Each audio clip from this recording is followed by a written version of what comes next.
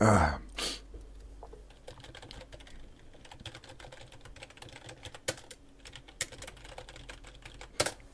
안녕하십니까.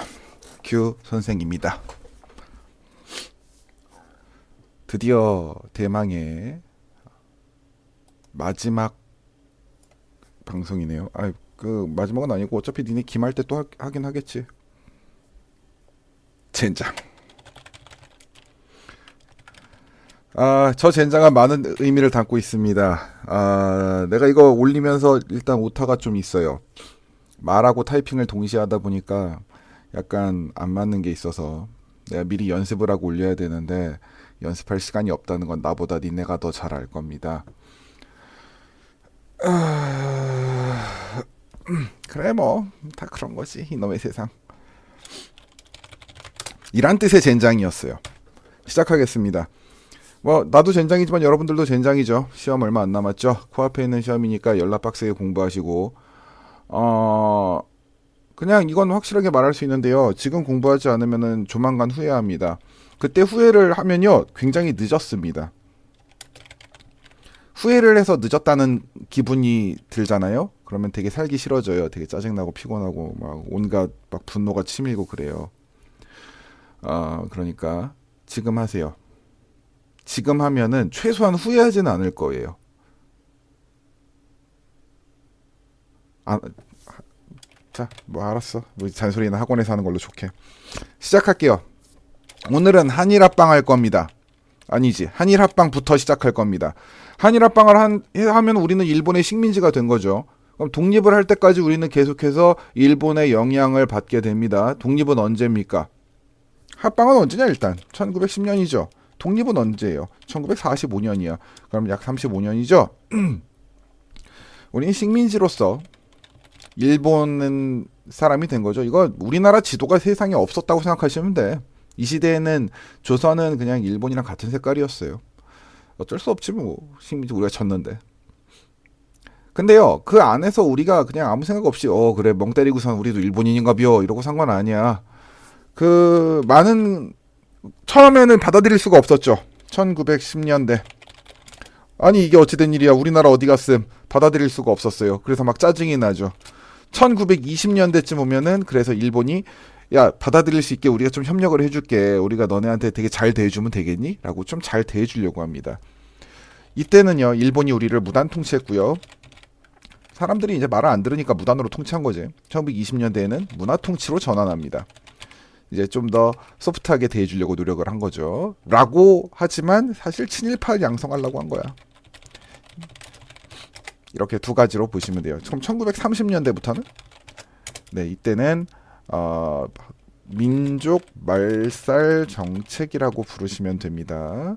1940년대는 따로 구분 안 해요. 엄밀히 말해서 1937년부터는요 뭐 병참 기지화 정책 이렇게 보는데 어차피 시험범위 여기까지잖아요. 그죠? 이것도 안 나오죠? 네, 이것만 하면 되죠.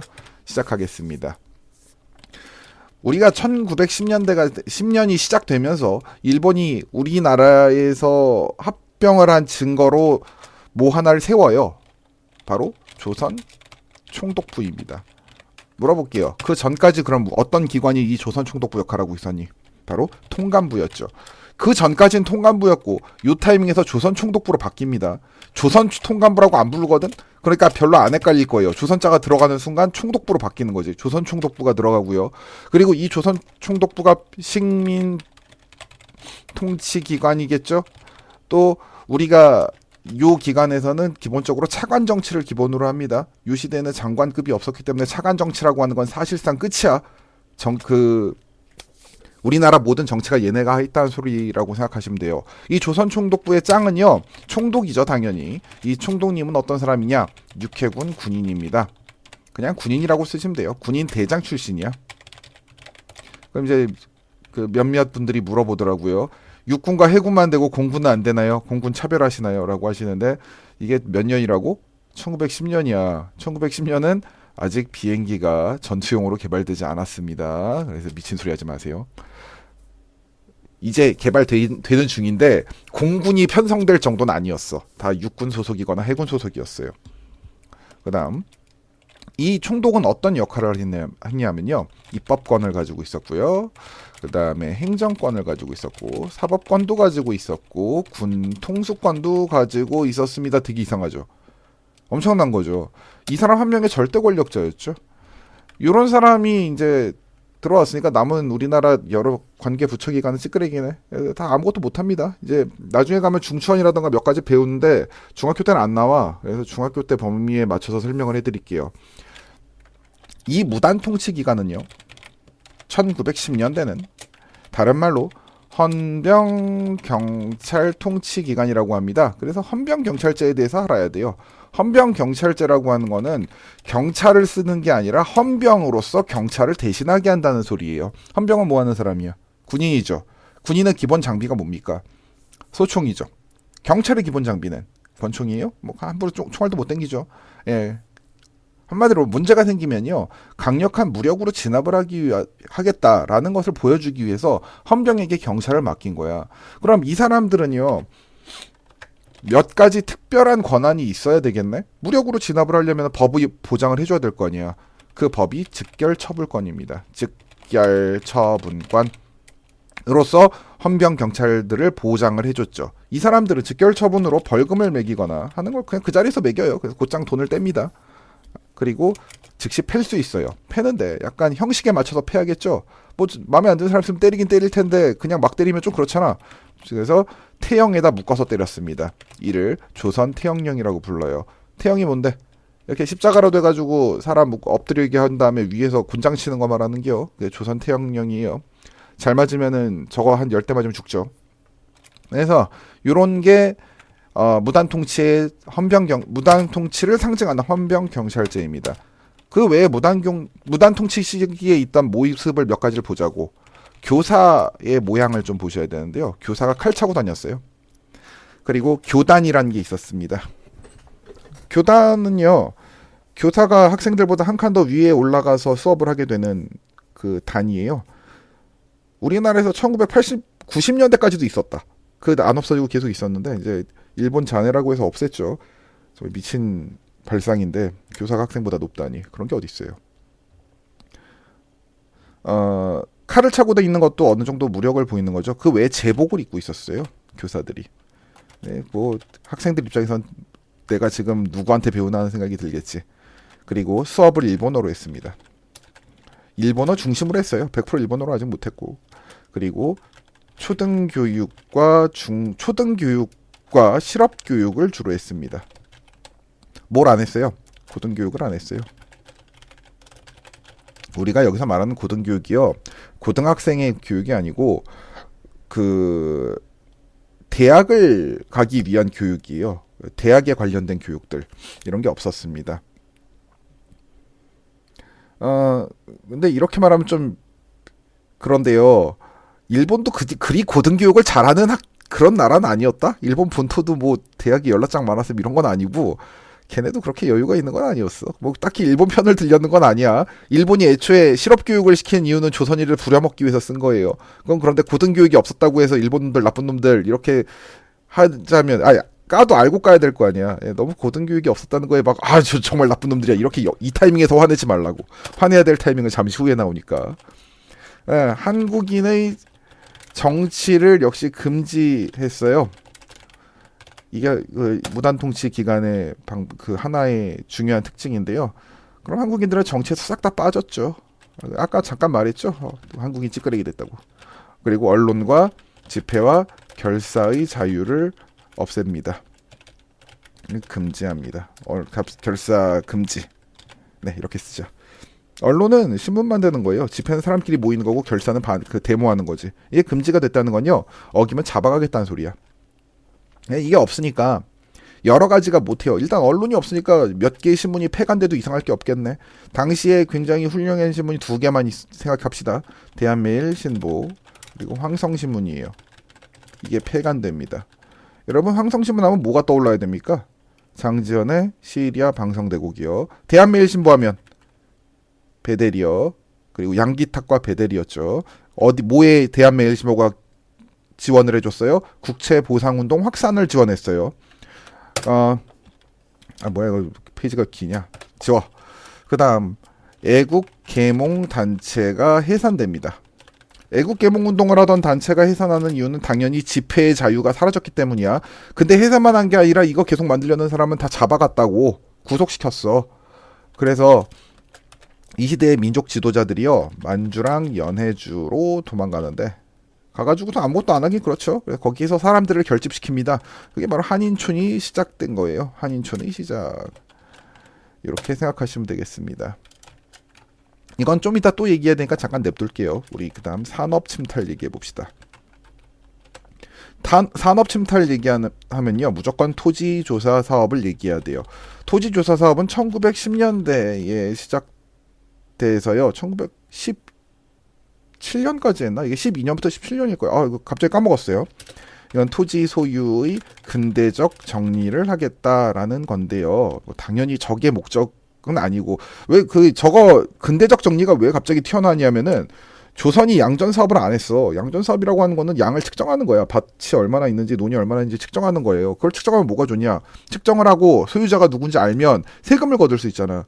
근데 그거를 뭐 조선에서 안 하다가요. 광무 개혁할 때 광무 제국에서 이제 그 대한제국에서 측정을 한번 해봅니다. 근데 잘 안 돼요. 양전 사업을 할 만큼 역량이 안 됐어. 국가 역량이. 돈이 없었지. 그래서 일본이 대신 해주겠다고 토지 소유를 근대적 정리를 합니다. 하고 한 목적은 당연히 돈을 얻기 위해서예요. 재정 확보 이렇게 예쁘게 써 있죠. 많은 세금을 걷기 위해서입니다. 세금을 거두려면 아무튼 알아야 되잖아. 근데 이게 신고주의 원칙이에요. 일단 자 이거는 교과서에 따라서 신고주의 원칙을 중요하게 보는 데도 있고 아닌 데도 있어요. 만약 중요하게 보는 데면 이렇게 써 있습니다. 신고주의 원칙이며 절차가 복잡하여 사람들이 실제로 많이 그리고 일본에 대해서 반감도 있었고 일본에 대한 반감으로 토지조사 사업을 협력하지 않았다. 그랬더니만 협력하지 않았더니 너네 그 제때 땅 신고 안 했으므로 그 땅 전부 우리가 가져감 해서는 이것을 모두 다 동양 척식 주식회사에다가 소속시켰다. 그래서 모든 땅을 싹 뺏겼기 때문에 그 사람들이 살기 힘들었다라는 게 있는데요. 아닙니다. 아닌데 여러분 학교 선생님이 그렇다고 야 이런 거야 라고 설명하면 걷다 대고선 아닌데요? 아니라고 그랬는데요? 우리 쌤이 아니랬어요. 막 이러지 마세요. 여러분 학교 선생님이 그렇게 말할 수밖에 없는 이유가 있어요. 이거 예전에 그 우리나라에서 굉장히 오랫동안 지지받던 그런 얘기가 맞고요. 그리고 그때 그게 아니라는 게 지금 많이 밝혀졌어요. 이거 다 보니까 아니었거든. 약간 우리가 옛날부터 반일 하면은 되게 막 신나게 야 일본 나쁜 놈이라는 얘기는 막 되게 즐겁게 했다고. 그러다 보니까 그 얘기가 계속 남는 건데요. 지금 아닌 게 사실 거의 다 밝혀졌고요. 조만간 교과서가 바뀔 거야. 교과서에서 그 얘기 빠져야 정상이에요. 그건 말도 안 돼요. 근데 이제 아직 선생님들이 배웠던 그 시기에는 그게 진실이었어요. 그러니까 너무 뭐라 하지 마시오. 교과서도요. 저거 신고주의 없어진 교과서가 슬슬 생겼어요. 그 신고주의가 없어졌다고 그래서 정말 나쁜 놈들 어떻게 그런 걸 없앨 수 있어 이런 게 아니고 그게 아니라서 없앤 거야. 우리 역사를 배울 때는 너무 국뽕을 빨면 안 됩니다. 적당하게 중간을 지켜야 그래야 깔 때 신나게 깔 수 있는 거야. 무조건 국뽕을 빨아버리면요 계속 다 까다 보면은 저 자식 말을 믿을 수가 없어 이렇게 된다니까. 알고 까세요. 알았죠? 좀 이따 내가 까줄게요. 내가 여기 깔 거 졸라 많아요 일본은. 자 아무튼 재정 확보를 위해서 토지 조사 사업을 했어요. 여기 동양척식 주식회사는요. 당연한 말이지만 일본 거고요. 그래서 일본인 지주가 운영을 했고요. 일본인 지주들에게 이제 자기 땅을 나눠주는 거지. 그리고 요때요. 공유지를 일단 다 쓸어가요. 이게 제일 문제가 되는데 우리나라는 마을이라던가 아니면 한 마을이 있어요. 그럼 그 마을은요. 성씨가 다 같다. 이게 동성촌락인데요. 우리나라 특징이죠. 그러니까 마을이 하나 있으면 그 마을에 있는 사람들을 다 아는 사이지. 그리고 그 마을에 있는 사람들은 전부 친척이죠. 이게 원래 우리나라 전통 마을이야. 근데 이 전통 마을에는요. 당연히 문중 땅이라는 게 존재한다거든. 문중 땅이라고 하는 거는요. 우리 마을에 있는 전통적으로 우리가 같이 쓰는 공유지가 있다는 거야. 이 공유지는 주인이 누구냐고 물으면 대답하기 애매하죠. 우리 마을 거니까. 이 공유지를 전부 뺏깁니다. 이게 동양척식 주식회사가 했던 제일 큰 만행이야. 이 공유지라고 하는 것과 서원이 갖고 있던 땅 혹은 절이 갖고 있던 땅 왕실에서 운영하던 땅을 전부 다 싹 쓸어가죠. 그럼 이 땅은 공유지니까 다 비어 있어? 아니에요. 공유지니까 그 마을에 누군가가 그 땅에서 농사를 짓고 있었어요. 근데 그걸 다 가져간 거죠. 이게 기분 나쁜 거지. 그리고 하나 더 있어요. 지주의 소유권을 인정했어요. 지주의 소유권을 인정. 근데요, 농민 경작권을 무시합니다. 농민의 경작권이라고 하는 거는요, 도지권이라고 불러요. 도지권은 같은 말로 소작권, 이러면 알아듣기 쉽나? 소작권이에요. 소작권이라고 하는 게 뭔 소리인지 잠깐 설명을 한번 해드릴까? 이런 거지. 여기 A라는 사람이 있어요. 이거 내 땅임. B. 그리고 얘가 B한테 말합니다. B야, 너 여서 농사 짓고 농사 지은 거 반을 주렴. B가 콜 했습니다. 자, 그럼 여기서 A가 뭐예요? 지주입니다. B는 뭐 하는 사람입니까? 얘가 바로 소작인입니다. 이 소작인이라는 사람은요, 이 콜을 한번 했으니까 계속해서 저 땅에서 농사를 지을 수 있는 권리가 생긴 거예요. 뭐 이렇게 많았을 게 또 다시 치워. 그래서 농사를 지을 수 있는 권리가 있으니까 A가 예를 들어서 이제 이 땅 내가 농사 짓고 싶으니 너 절로 가라고 하면 B가 싫은데, 이게 가능했다고. 이게 바로 이 싫은데라고 말하는 것이 도지권이야. 땅은 그 땅에서 농사 지을 수 있는 권리를 인정해 주는 거지. 근데 일본은 이 도지권을 인정하지 않았습니다. 그러니까 수많은 소작인들의 발언권 자체가 약화됐겠죠. 꺼지라 그러면 꺼져야 되니까 이제 되게 사려야겠지. 조심조심 얘기하겠죠. 그래서 그렇게 되면은 소작인들은 더 이상 버틸 수 없게 되는 일이 발생을 해요. 그러면 유랑민이 증가하겠죠. 그리고 화전민도 증가합니다. 화전이 뭐예요? 숲을 태우고 거기다 농사 짓는 거죠. 불화자야 저거. 그렇게 하면 뭐가 좋아? 두 가지가 좋죠. 한 가지는 산속에 있으니까 맑은 공기를 마시고 그 맑은 공기 막 불타던 도중에 막 새도 떨어지고 그래요? 그런 거 아니고요. 불탄 땅은 농사가 잘 돼요. 그리고 불탄 땅이 어디 있는지 양전에 기록이 안 됩니다. 즉 세금을 안 내요. 그래서 화전민이 증가하게 되죠. 그다음 요렇게 했는데 이제 당연히 일본에서도 요 두 가지 상황을 알고요. 많이 좀 갈굽니다. 그래서 피곤해가지고 만주와 연해주로 도망가요.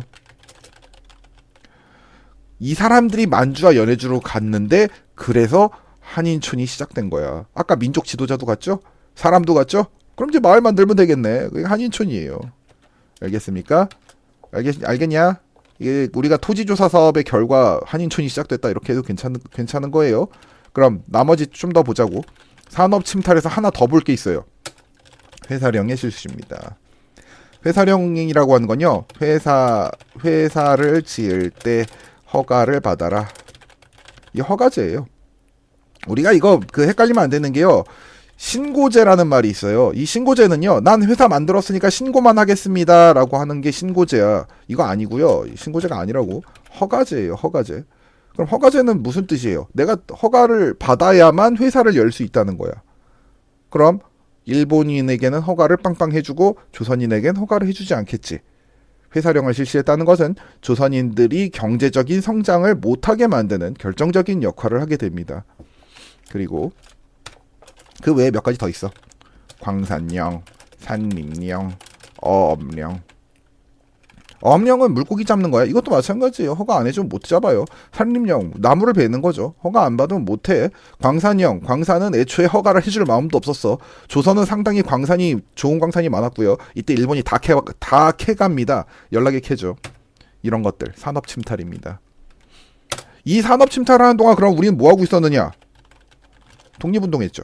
이제부터는 독립운동이죠. 독립을 하기 위해서 운동을 한 거야. 우리가 1945년에 해방을 하죠. 해방이 일어나죠. 해방됩니다. 해방은 된다예요. 해방된다.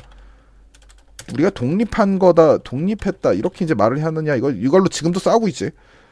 독립을 했느냐, 해방이 됐느냐. 우리가 사실은요, 일본인들에게 맞서서 굉장히 열심히 저항을 했어요. 그러니까 독립했다라고 보는 게 맞습니다. 해방이 됐다라고 한다는 것은 굉장히 수동적인 느낌을 주잖아요. 우리가 한 게 아니라 남이 우리를 살려준 거잖아. 이거는요, 미국에서 일본을 제대로 직격탄을 먹여서 공격을 하고, 그리고 일본을 불질러 버려가지고 일본에서 더 이상 전투 의지가 없어서 항복을 한 감이 있기 때문에 해방했다는 말을 쓰는 건데 독립한 거 맞아요. 이건 독립으로 보셔야 돼. 우리가 아무것도 안 한 건 아니거든. 많은 걸 했어요. 그럼 애시당초요. 사람들이 일본에 대한 그 반발심이라고 하는 거는 원래 엄청났어요. 그때도 그렇게 녹록하지 않았어. 그래서 보통 33년 정도, 35년 나라를 뺏기죠. 이 정도 뺏기면 나라가 이제 흐지부지하는데 내가 아까 45년 그랬냐? 보통 44년, 43년 그러는데. 아, 내가 45년 그랬네요. 왜 이랬지? 죄송합니다. 아무튼 일제 강점기 때요. 많은 것이 바뀌어요. 네, 그렇게 보세요. 너무 길게 설명하면 힘드니까 여기까지 하고요.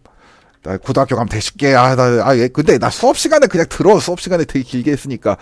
수업 시간에 안 들은 내용 여기는 어쨌든 시험 보려고 요약하는 거니까. 자, 빨리빨리 합시다. 독립운동 어쨌든 1910년. 그래서 우리가 독립운동을 해야 돼. 그럼 독립운동을 하려면은 국내와 국외를 항상 구분을 하셔야 됩니다. 이때 국내에는요 기본적으로 활동이 없어요. 활동을 하는 게 불가능해. 공식적으로는. 왜? 일본이 집회를 금지시켰으니까. 그럼 다 비밀결사네요. 비밀결사 두 개가 있어. 하나는 독립의군부입니다. 또 하나는 대한광복회예요. 독립의군부는요. 우리가 이 의자가 의병할 때 의자고 군이 군대할 때 군자다. 독립하려고 의병들이 모인 거야. 이거 1912년에요. 임병찬이라는 사람이 있었는데 임병찬은 의병장이었어요. 들어본 적 없죠. 내가 임병찬 그 전에 얘기를 안 했어. 이 사람이요 고종의 밀명을 받습니다. 그리고 그 전에 얘기했던 사람들 다 너무 많이 죽었어요. 자, 아무튼 임병찬이 고종의 밀명을 받아서 비밀 결사를 만든 다음에 일본 총독부에게 조선의 독립을 요구했습니다. 네, 뭐 당연히 요구를 해도 씨알이도 안 먹히죠. 그거 말고요. 다른 활동을 좀 했는데요. 약간 군사적인 활동을 하려고 노력을 했어요. 근데 얼마 못 갑니다. 고종이 사실 독립의군부 하려고 돈을 많이 지원을 했다고 하는데 아무튼 독립의군부가 있었고요. 대한광복회. 얘네는 좀 더 활동이 아주 눈에 띕니다. 이건 1913년에 대한광복단이라는 거 만들어졌거든. 근데 그게 대한광복회로 업그레이드 돼요. 그리고 업그레이드를 하기 그 바로 전까지 뭐 했냐면요. 암살했어요. 암살 등 무력을 통한 독립운동을 했습니다. 친일 지주도 암살했고 친일파도 암살하고 그래요. 그래서 공화제 국가를 계획했죠. 뭐 하지만 두 개 다 얼마 못 가서 다 끝납니다. 국내에선 활동이 안 돼. 이건 말도 안 돼요. 국내에서 한다는 게. 그럼 국외 활동을 봐야 되는데 국외 활동에서 가장 중요한 거 얘기해 봅시다. 만주, 간도, 연해주 얘기를 해야죠. 여기에는 전부 독립운동의 기지가 생겼어요. 교과서에는 만주와 연해주만 써 있나요? 근데요, 만주와 간도가 되게 경계가 애매해요. 그래서 그냥 그러려니 하세요. 다 저거 세 개 맞아요. 북간도가 일단 처음 얘기가 나오지. 서전서숙 그리고 명동학교. 그다음 남만주에는요, 우리 기억납니까? 남만주에 만주 삼원보에 누가 뭐 세웠니? 신민회가 신흥강습소 세웠죠. 이게 바로 여기 남만주에서 이 신흥강습소가 신흥무관학교로 바뀌게 돼요. 신흥무관학교에서 나온 사람들이 우리나라 독립전쟁 다 한다고 보시면 돼. 여기에서 엄청나게 많은 사람들이 나와요. 네, 연해주는 러시아 땅이야. 그래서 블라디보스토크라는 땅이 있어요. 이거 언제 얘기했어요? 또 이 얘기는 부동항 얘기할 때 했어요. 블라디보스토크 말고 러시아가 부동항이 없어가지고서는 조선을 노리고 있었다라는 얘기 옛날에 했죠. 블라디보스토크에서 신안촌이라는 곳을 세우고요. 새로운 한국인 마을이야. 여기에 대한광복군이 조직됩니다. 그리고 이건 근데 지금 얘기하기 좀 그래요. 그냥 요것만 봐. 그리고 미국에는요, 대한인 국민회라는 것을 만듭니다. 박용만, 이승만, 안창호 두 명은 알고 한 명은 모르죠. 박용만 씨는 수업 시간에 설명해 드릴게요. 이거 잠깐 말이 많은 사람이에요. 독립운동가 맞습니다. 근데 이제 좀 복잡한 사람, 좀 약간 되게 불쌍한 사람이야. 내가 보기에는. 저 옛날에 서프라이즈에서 한번 저 사람 얘기 나와서 깜짝 놀랐던 적이 있어요. 이거 사람들이 잘 모르는 독립운동가 중에 한 명이에요. 이거 이쪽 방면 일하는 그 교사분들도 잘 몰라요. 박용만 씨는. 아무튼 요 세 분이 대한인 국민회를 만들었어요.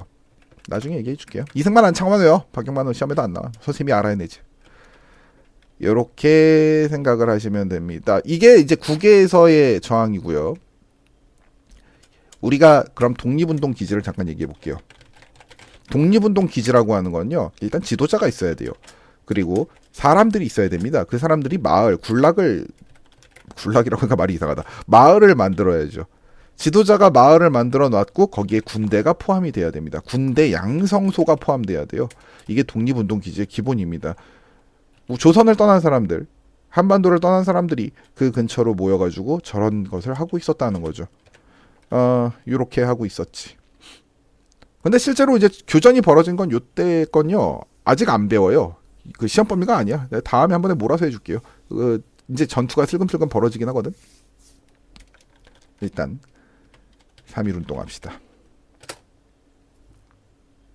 일본이 우리나라를 무단 통치하면서 사람들을 굉장히 많이 괴롭혔어. 국내에서 그 불만이 막 치솟고 있었지. 그때 윌슨이라는 사람이 민족자결주의라는 얘기를 하는데요. 민족에 관련된 결정은 스스로 해라. 하자. 예, 스스로 하자. 이런 뜻이에요. 윌슨은 누구냐면 미국 대통령이야, 이때. 그럼 저 민족 자결주의라고 하는 건요, 우리가 보기에 야, 우리의 민족, 우리는 한민족인데 저 일본 놈들이 우리 결정 대신해주고 있으니 기분 나빠. 우리 민족 결정은 우리가 해야겠구나라는 생각을 한 거죠. 근데요, 그게 말이 안 돼요. 이게 저 말 왜 나냐면요, 1차 세계대전 끝났지. 1차 세계대전이 종료되고요. 누가 이깁니까? 미국 쪽이 이겨요. 미국, 영국, 프랑스, 그 다음에 일본, 얘네가 이깁니다. 일본이 이겨요. 그럼 진 쪽에요, 진 나라들이 있을 거 아니야. 뭐 오스만도 당시에 연락 두들겨 터졌고, 그리고 뭐 독일도 졌고요. 네. 그런 진 나라들은요, 각자 어느 정도 영토를 가지고 있었어요. 식민지를 가지고 있었는데 그 식민지를 이제 풀어줘야 될 거 아니야. 계속 걔네들 소속으로는 둘 수 없잖아. 패전국인데. 그래서 걔네를 풀어줄 때 너네 어떻게 할래? 라고 스스로 결정에 맡기자고 하는 게 민족 자결주의인 거야. 한마디로요, 얘네들이 먹고 있는 건 1도 상관없어. 미국, 영국, 프랑스, 일본은요, 민족 자결주의랑 저거 영향을 안 받는다고. 일본 어쨌든 얘네 승전국이고 얘네 동맹관계라니까. 근데 우리는 그걸 몰랐지. 민족 자결주의를 보고 야, 저거 정말 그럴싸하다, 멋있다, 이렇게 생각을 한 거죠. 그리고 신한청년단에서 김규식을 파리 강화회의에 보냅니다. 이게 약간 시간이 애매해요. 김규식을 파리 강화회의에 보내는 요 타이밍이요, 3.1 운동 전이라고 보시면은 보통 맞아요. 예, 맞습니다. 신한청년단이라고 하는 이 청년 단체가 있는데 김규식을 파리 강화회의에 보냈다라는 걸 알아두시면 돼요. 이거 말이 근데 진짜 타이밍 이상하다. 결론부터 말하면요, 요 타이밍에 간 건 맞는데요, 실제 활동을 한 건 좀 더 뒤에요. 약간 앞뒤가 안 맞아요. 김규식이 파리 강화회의에 갔고 3.1 운동이 일어났고, 그리고 대한민국 임시정부가 만들어지고 대한민국 임시정부에서 김규식에게 외교관 칭호를 준다, 이런 순서예요. 파리 강화회의가요, 이게 하루 동안 열린 것도 아닐 뿐더러 가서 한 번 참석하고 끝도 아니야. 심지어 참석도 못해. 그래서 그 근처를 돌아다니거든, 김규식이. 이제 그때 이제 임정이 지원을 해줘요. 아무튼 파리 강화회의에 김규식을 보냈다고 친한청년단에서 얘기를 공식적으로 합니다. 파리 강화회의 강화는요, 우리가 역사에 있는 모든 조약에 강화라는 글자가 들어가잖아. 그럼 휴전입니다. 전쟁을 끝내자는 뜻이야. 전쟁을 끝내자는 거는요, 그럼 잘 생각해봐. 1차 세계대전 때 좀 전에 누가 이겼다고? 일본 이겼어요. 미국, 영국, 프랑스, 일본 이긴 나라들이야. 근데 김규식이 거기 가가지고요, 야, 조선은 독립해야 돼 라고 하면 그거 누가 들어줘요? 안 들어줘요. 출입도 안 돼요. 프랑스에서 이거 씹어요. 대놓고 요청을 했는데 김규식이 나 좀 그 초청장 좀 주소 했는데 씹고요. 그리고 일본에서 뭐 공작을 한 것도 아니야. 그냥 당연히 못 들어가요. 얘네 뭐 일본만 나쁜 놈들이 아니고 이땐 얘네들도 그렇게 좋은 놈들은 아니었어. 우리가 2차 세계대전 때 하도 히틀러가 미친 짓을 하고 일본이 제정신이 아니어가지고 이 개쓰레기들 놈들과 정의의 군대와 싸운다라는 느낌이 좀 들잖아. 1차 세계대전은요, 그냥 자기들끼리 누가 먹고 사느냐 이 얘기를 하고 있던 중이야. 그러니까 김규식은 파리 강화회의에 참가를 하러 갔지만 큰 영향을 못 미쳐요. 이렇게 두 개의 사건이 둘 다 우리랑 상관없는 얘기인데 우리가 그걸 몰랐기 때문에 도쿄 유학생들이 28 독립선언을 합니다. 28 독립선언이라고 하는 거는 도쿄에 있는 그 고등학생들이 한 건데요. 이때 고등학생들은요, 도쿄까지 유학을 갈 정도면 어느 정도 지주층이에요. 나름 우리나라에서 좀 산다는 사람들이야. 그렇지 않은 사람도 있겠지만 보통 그래요. 그리고 그런 사람들이 가가지고 독립선언을 했습니다. 우리나라 안에서 지주급에 있는 사람들도 사는 게 힘들어지고 있었다는 소리기도 하고요. 또 우리나라 지주층과 저 사람들은 생각이 달랐다는 이야기도 합니다. 이 유학생들 중에서 나중에 독립운동가들 많이 나와요. 그리고 친일도 많이 나옵니다. 28 독립선언을 아무튼 외치고요.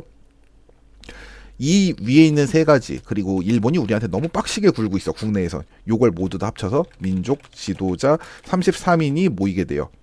이 민족 지도자 33인은요 종교계 대표들이야. 유림 대표도 2명 있었는데 참가를 못해. 늦게 와가지고. 이 사람들이 모여서요, 야 우리 어떻게든 해가지고 그 학생들도 저거 하는데 우리도 한번 해야 되지 않겠냐라고 해서 독립선언식을 합니다. 이게 서울 태화관에서예요. 서울 태화관이라고 하는 건 술집이에요. 태화관은 되게 유명한 술집이고 막 뭐 아가씨들도 있고 그런 곳이야. 근데 지금의 단란주점 삐리는 아니고요. 더 밝은 분위기야. 근데 애초에요, 이 시대에 저 태화관이라고 하는 저런 곳이요, 기본적으로 회의 장소였어요. 그러니까 야 술집에서 뭐 저런 짓을 해라고 생각하는 게 아니고 이때는 술집에 모여가지고 회의했어요. 그런 시대야. 이걸 만약에 태화관 얘기하면서 저거 룸살롱 가가지고 했어 이런 식으로 생각하시면요, 그럼 그거는 너무 역사를 현대화시켜서 보시는 거지. 각 시대마다 다르죠. 그 시대에 맞춰서 보셔야 돼요, 역사는. 아무튼 서울 태화관에서 한 거, 저건 그러니까 큰 문제가 없지. 독립선언식을 한 건 문제가 없어요. 독립선언서를 읽었지. 근데 문제는요, 태화관에서 원래 하기로 돼 있는 게 아니야. 처음에는요 탑골공원에서 하기로 했어요. 종로에 있죠. 근데 여기 이미 사람들이 모여 있었어. 근데 이제 처음에 여기서 하려고 했는데 사람들 모여 있는 것 때문에 자기 민족 지도자들이 읽은 그 내용이요, 얘네들이 이해를 못할 것이다 라는 생각을 했어요. 또 괜히 폭력 사태로 바뀔 것이고 막 개판될 것 같아. 그래가지고 야 그냥 우리 태화관에서 하자고 태화관으로 빠집니다. 뭐 일례로는 여기서 한번 읽고 저기도 가서 읽고 읽으려고 했다고 하는데요, 그거 아닐 것 같아요. 왜냐하면 태화관에서 읽은 다음에 이 사람들이 경찰에 전화해서 자수해요. 그래서 경찰에 사람들이 여기 와가지고 다 잡아가, 일본 경찰이. 그럼 탑골공원에서 사람들 기다리고 있었죠. 기다리고 있던 사람들 중에서 학생이 많았어요. 이 학생들 중에 한 명이 저 독립선언서를 들고 올라가서 독립을 선언합니다. 누군지 몰라요. 이거 누군지 알고 싶다. 알면 이 사람 틀림없이 국가유공자겠지. 그래서 이렇게 탑골공원에 있는 사람들이 모두 대한독립 만세를 외치기 시작합니다. 학생이 중심이 되었고 노동자와 농민 계급이 참가하게 되는 거국적인 국가적 운동으로 성장하게 돼요. 이렇게 거대한 운동으로 퍼지자 해외에서도 당연히 많은 사람들이 여기에 호응을 해서 대한독립 만세를 외치기 시작합니다. 그래서 이것 때문에 그 일본 입장에서는 대한독립 만세를 외치면 되게 곤란해. 확실하게 미국, 영국, 프랑스 놈들도 미안해요. 미국, 영국, 프랑스 사람들. 그 사람들이 점령한 식민지에 대해서 약간 뭐 잘한 건 없지. 뭐 일단 식민지인 이상 뭘 많이 털어갔지. 근데 일본은 좀 심했거든. 일본은 과했어요. 그 저항을 진압하는 과정이 너무 심각했다고. 1700년대나 1800년대식으로 진압을 하면 안 되지. 1900년대인데. 근데 일본이 뭘 해본 적이 있어. 그래가지고 되게 심하게 대해요. 그렇게 하고 있는데 딴 나라가 그걸 몰라야 되겠는데 알게 되는 거지. 그래서 이 중에 중심이 되는 학생을 모두 제압하기 위해서 휴교령을 내립니다. 그러자 학생들은 학교에 못 가죠? 다 집에 갈 거예요. 각자 집은 서울이 아니지. 고향으로 가가지고 거기서 또다시 만세운동을 해요. 이 만세운동을 하면서 전국운동이 돼요. 전국적 운동으로 확산됩니다. 전국적 운동으로 확산됐을 때 당시 이화학당이죠. 이화학당을 다니고 있던 유관순 열사도 있었어요. 네, 이분 순국하죠. 만세운동하다가 이제 죽게 되고요. 또 제암리 학살 사건이란 것도 일어납니다.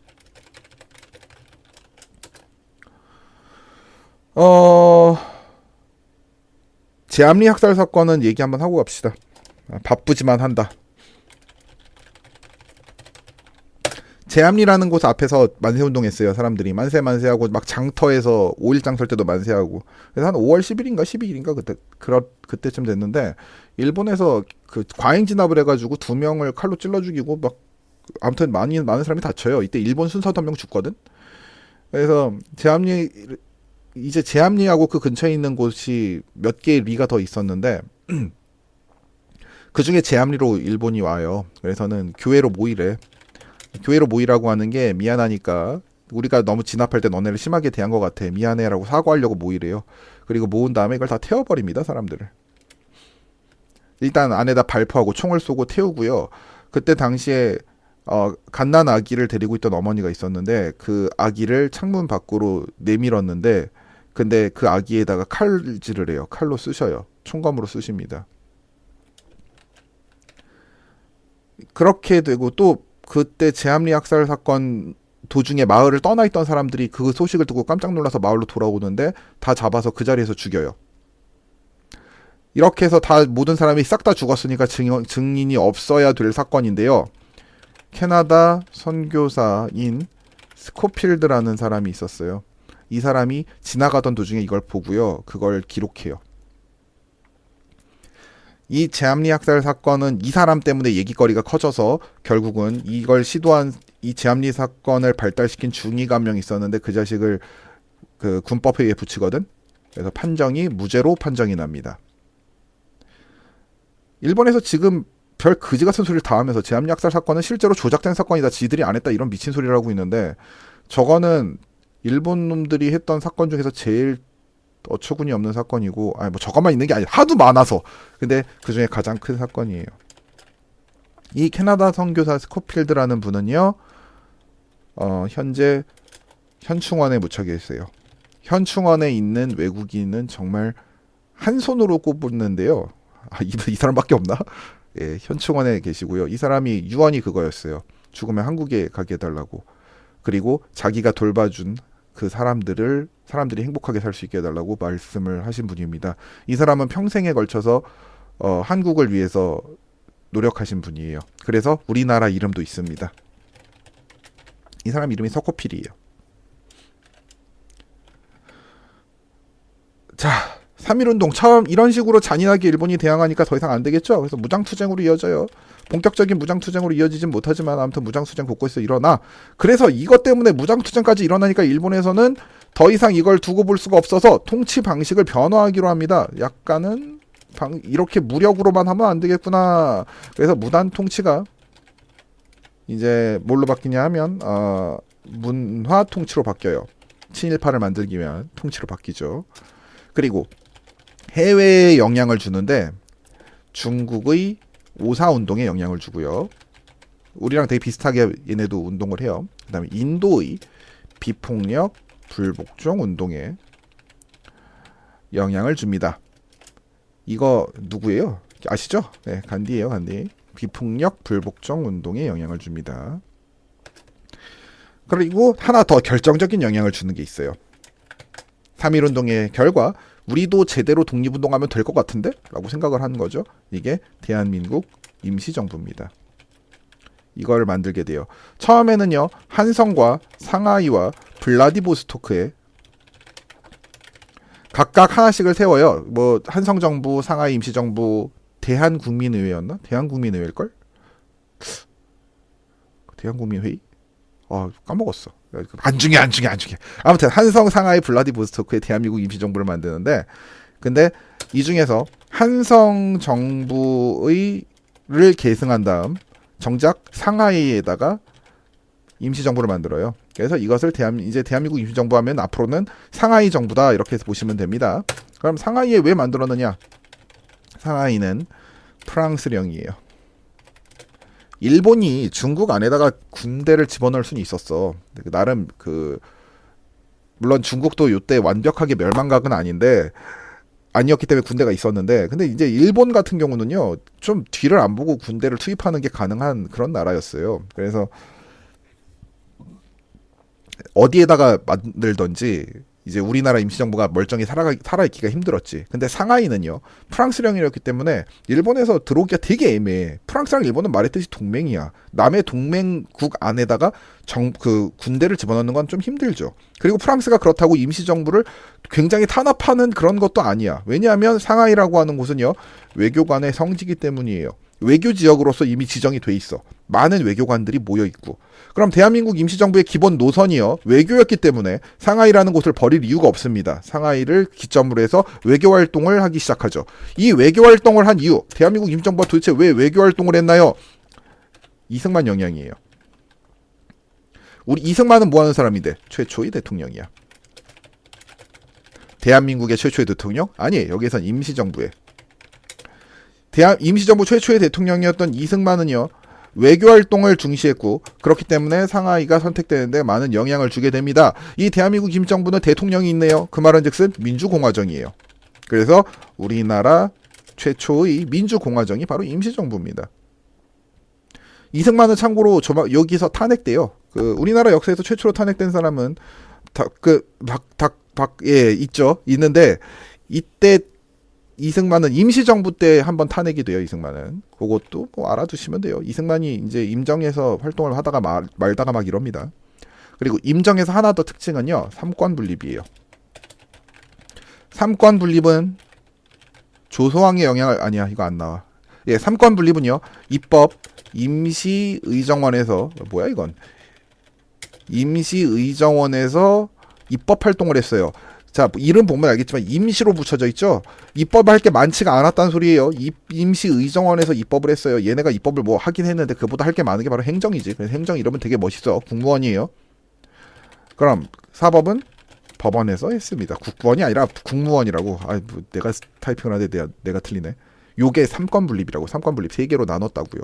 메인 일을 3개로 나눠서 돌릴 수 있는 것. 그게 민주공화정의 기본이야. 그래서 삼권 분립이 일어났다는 거 알아두시면 됩니다.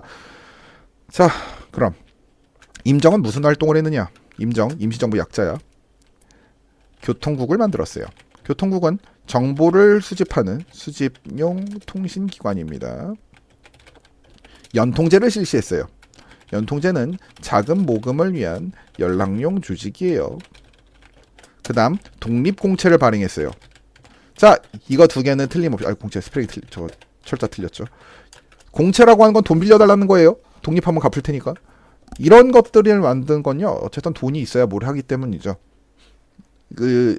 뭐 돈 하느냐 이러는데요. 대한민국 임시정부는 이름만 정부지 세금을 못 걷었어. 그래서 어쨌든 세금을 걷어야 활동을 할 수 있잖아.